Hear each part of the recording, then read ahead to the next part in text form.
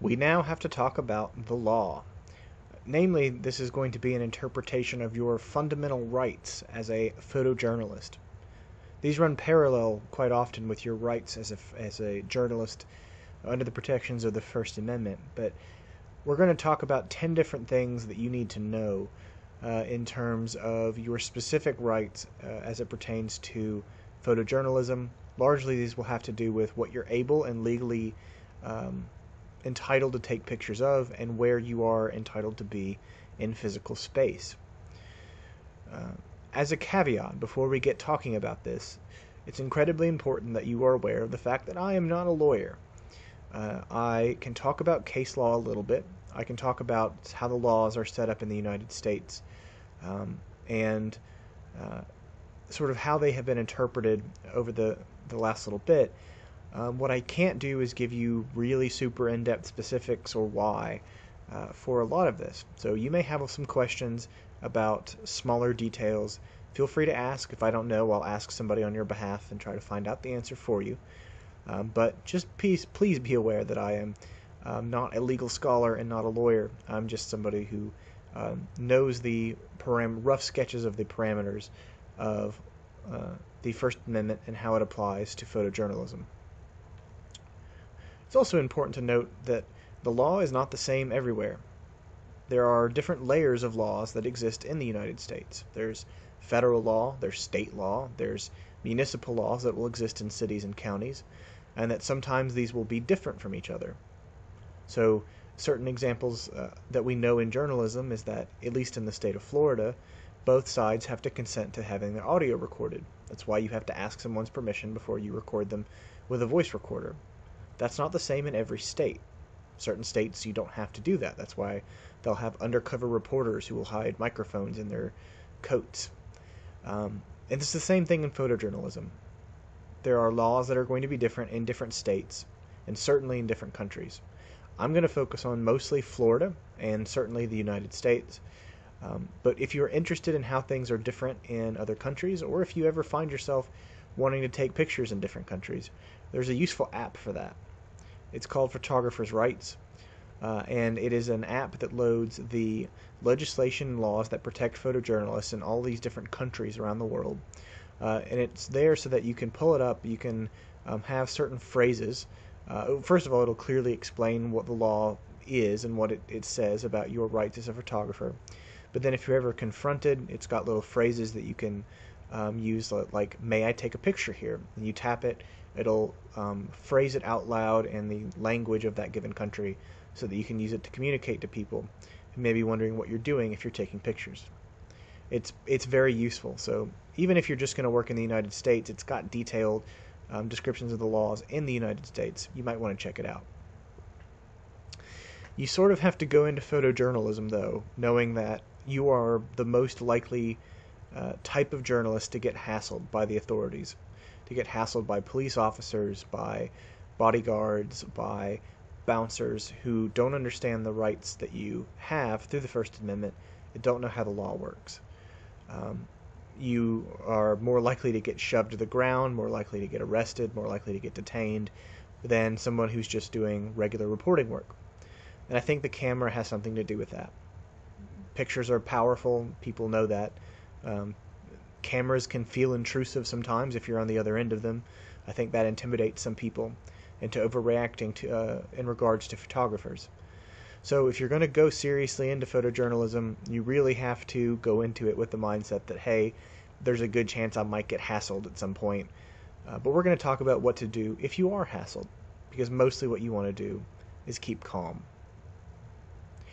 Really an important thing to keep in mind is that a lot of the times the people who are going to violate your rights as a photographer, your rights to be in a certain space or take pictures of certain people, they're not going to know they're doing it. They've never sat and listened to a lecture online about First Amendment and how it works with photojournalism. They're just trying to do their job the best way they think they should be doing it. And so, yeah, they're violating your rights, and yeah, you need to do something about it, but don't take it personally a lot of the times. Because like I said, a lot of the times it's going to be security guards, it's going to be shift workers, it's going to be bar bouncers, people who don't have intricate knowledge of the First Amendment. people who aren't going to know any better. Now, that doesn't make the fact that they're violating your rights any easier to swallow, but it is something that you should keep in mind, because it leads to our golden rule about getting hassled as a photojournalist, even if you're in the right.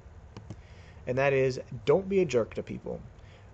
Even if the person is yelling at you or waving at you or calling you names or just in generally being a jerk to you, don't be a jerk back.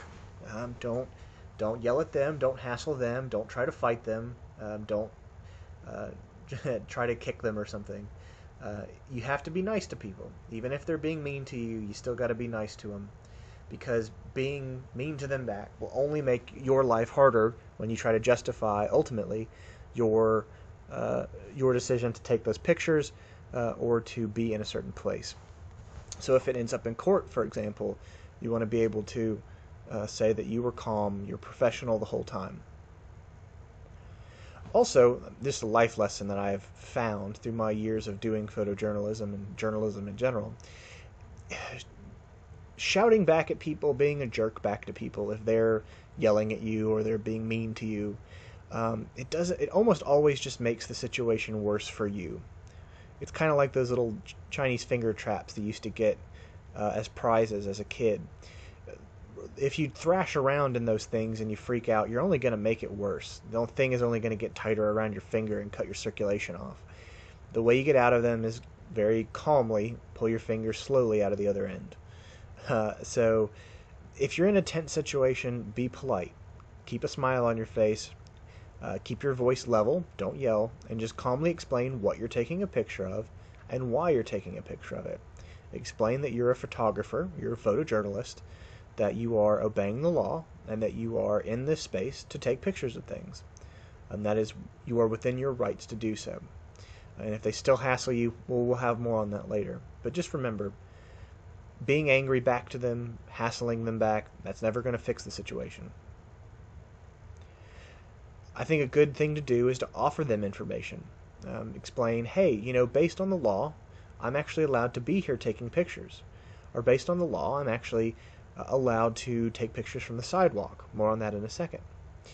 If they insist that you can't be here, or they insist that you have to leave, calmly ask them to point out which law they are using to justify their decision to stop you from taking pictures. So you say, hey, so I hear that you're asking me to leave. Can you point out where you have the ability to do that? What law are you using? Like, what is your rationale for that? If you just calmly explain that, well, the law says I'm allowed to be here. What law are you using to say that I'm not allowed to be here? That'll help keep things calm and keep things legal.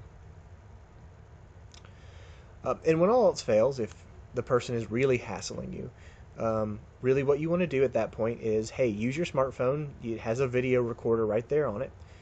Turn the video recorder on, or if you have a pen and notepad, that'll work just fine.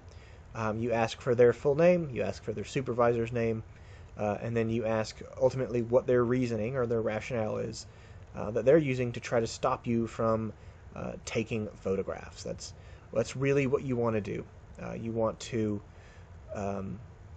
try to record their specific justification so that if that becomes part of a lawsuit, or perhaps if they're police and you get detained, you have the backing of your own recording to use in court. So this has been part one of the Know Your Rights talk. I know this is sort of a short one here. I'm going to break this up into multiple parts, where the next step is going to be talking about the 10 commandments of photojournalism rights, and we're going to do 5 in one video and 5 in the other. The reason I wanted to start this off this way is just as a big oversweeping lesson, which is if you're ever in a tense situation, really what you have to do is stay calm, you have to stay professional, and you have to explain calmly that it is within your rights to follow the law. So what you need to do now is watch parts 2 and 3 of these videos to get a good sense of what that law actually is. So I will see you in video 2.